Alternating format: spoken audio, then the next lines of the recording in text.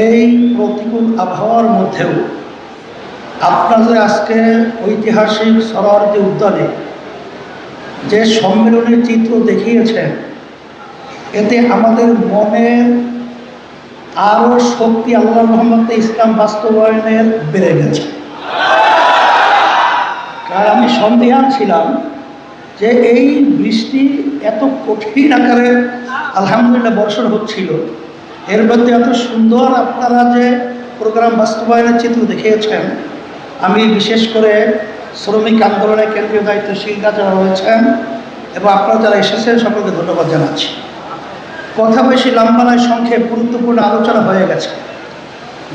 যেহেতু আমাদের বিভাগীয় মিছিলের আগে কর্মসূচি দেওয়া আছে, আমাদের আজকে যে দাবি আদায়ের লক্ষ্যে মিছিল হবে, তবে আমি যে আয়াত শরীফ তেলাওয়াত করেছি, আয়াতের ভিতরে আল্লাহ রাব্বুল আলামিন বলেছেন, এক কথায় সৃষ্টি যা আইন হবে তা।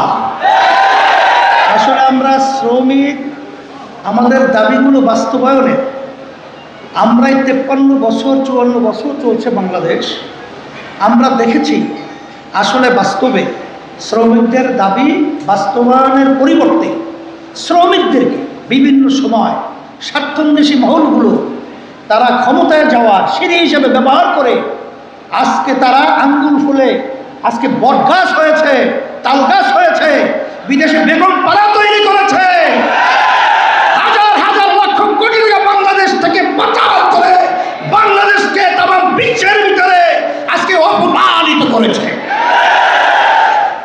একমাত্রই এই সমস্ত দাবিগুলো বাস্তবায়নের নীতি আদর্শ, তার নাম হলো ইসলাম।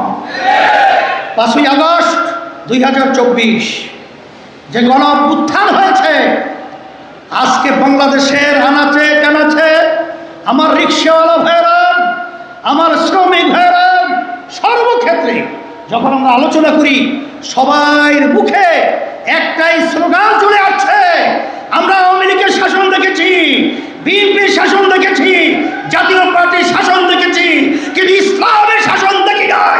আজকে 24-এর পরে ইসলামিক শাসন বাংলার জমিনের ভিতরে বাস্তবায়ন করব, সংসদ ইসলামের পতাকা পথ করে উঠতে থাকবে। এখন কথা হলো, পরিবেশ তো তৈরি হয়েছে, কি তৈরি হয়েছে? এখন এই পরিবেশ কাজে লাগাতে হলে আমি বলবো, আজকে বাংলাদেশের মধ্যে বিভিন্ন রাজনৈতিক দলগুলো তাদের নীতি আদর্শ বাস্তবায়নের জন্য আজকে দেখেন রাত্র নাই দিন নাই, অর্থকে অর্থ মনে করছে না, সর্বত্র তারা এমনভাবে সারা দেশকে চষে বেড়াচ্ছে, সে তুলনায় আমাদের গতি যদি পাল্লায় না টিকতে পারেন, তাহলে এই ফসল ঘরে উঠাবেন কিভাবে? এই জন্য আমি সকলকে আহ্বান জানাবো, প্রশাসন সহ সর্বত্র একটা কথা রয়েছে, ইসলামী আন্দোলন নেতাকর্মী এবং যারা সমর্থক রয়েছেন, মুহিব্বিন রয়েছেন এবং দেশপ্রেমিক যারা রয়েছেন, আমি সকলকে আহ্বান জানাবো, আজকে ক্ষেত্র তৈরি হয়েছে, এই ক্ষেত্রের ফসল ইসলামের পক্ষে আজকে যদি আমাদের উঠাতে হয়, তাহলে আমাদের এই সময়কে একটা মুহূর্ত যেন আমরা অবহেলায় নষ্ট না করে আমার প্রতিটা ভাইয়ের কাছে, আমার মা বোনদের কাছে আমাদেরকে দাওয়াত পৌঁছাতে হবে যে এই নীতি আদর্শের মাধ্যমেই দুনিয়াতে শান্তি, আখেরাতে মুক্তি। সাথে সাথে আমি বলবো, আজকে বাংলাদেশের মধ্যে দেখেন আপনারা 53 বছর যে পদ্ধতিতে নির্বাচন হয়েছে, সেই নির্বাচনের মাধ্যমে কি হলো? হাজার হাজার মায়ের কোল সন্তান হারা হলো। এরা ক্ষমতায় যাওয়ার পরে আমাদের দেশের টাকা বিদেশে পাচার করলো। আজকে আয়না ঘরের মতো আইয়ামে জাহিলিয়াতের ইতিহাসকে তারা হার মানালো। আজকে লক্ষ লক্ষ মানুষকে মিথ্যা কেসের মাধ্যমে সংসারগুলোকে ধ্বংস করলো। এর পরিবর্তনের জন্যই এবং প্রতিটা ভোটারের মূল্যায়নের জন্যই ইসলামী আন্দোলন বাংলাদেশ সহ অনেক রাজনৈতিক দল তারা কিন্তু জামাত ইসলাম সহ পিআর পদ্ধতির নির্বাচন দাবি করেছি। কিন্তু লোকের মধ্যে বলতে হয়, আজকে সরকার যেই জানের বিনিময়, যেই রক্তের বিনিময়, যেই চক্ষু হারানোর বিনিময় তারা আজকে দেশ পরিচালনা করছে।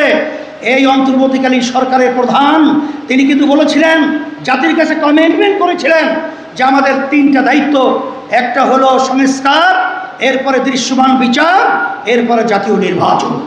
কিন্তু লোকের মধ্যে বলতে হয় আমরা সেইভাবে সংস্কার দেখি নাই, দৃশ্যমান বিচারের অগ্রগতি দেখি নাই, কিন্তু নির্বাচন জাতীয় রোডম্যাপ আমরা দেখেছি। আমরা বলবো যে আপনারা জাতির সঙ্গে মনের আশা আকাঙ্ক্ষা পূরণ না করে আপনারা ক্ষমতায় থেকে আমাদেরকে হতাশ করেছেন। এখন পিয়ার পদ্ধতির নির্বাচনের ব্যাপারেও ঐক্যমতে এজেন্ডাই আনেন নাই। এটা আমাদের জাতির থেকে, বাংলাদেশের মানুষের থেকে আপনাদের কর্মকাণ্ডের জন্য আমরা ধিক্কার জানাই।